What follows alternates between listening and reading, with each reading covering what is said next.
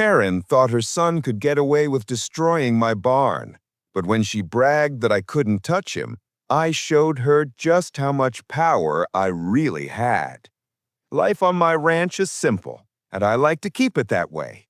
But HOA Karen never misses a chance to stir up trouble. The worst came one weekend when I discovered spray paint scrawled across my barn walls, shattered windows, and tire tracks cut into my fields. The culprit? Her teenage son. I had him on camera, laughing with a can of paint in hand.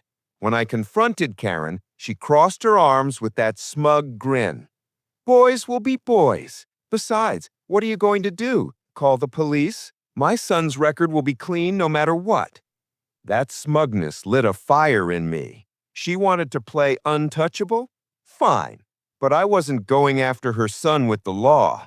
I had a better way. See, what Karen didn't know is that I sit on the board of a large educational foundation, and her son's private prep school? It had been struggling financially. Within a week, my foundation made a buyout offer. The board accepted. Suddenly, I wasn't just a rancher anymore. I was the majority owner of the very school her son depended on. At the next school assembly, I made the announcement. New management, stricter rules, zero tolerance for misconduct. Teachers and parents applauded. Karen's son sat slouched, bored until I called his name.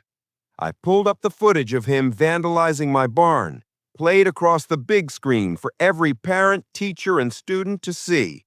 Gasps echoed through the gymnasium. His face went red. Karen herself stormed forward, shouting that I had no right. But I did. With a calm voice, I told the crowd, "This school stands for respect and responsibility.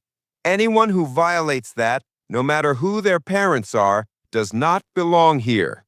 Then I handed the principal the expulsion papers, signed, effective immediately. Karen's jaw dropped as her son was escorted out, stunned into silence. For once, she had no clipboard, no HOA rulebook, no defense. That night, my barn lights glowed softly again, repaired, repainted, and stronger than ever. And Karen? She finally learned that when you try to play power games, you'd better be ready for who's sitting on the other side of the board.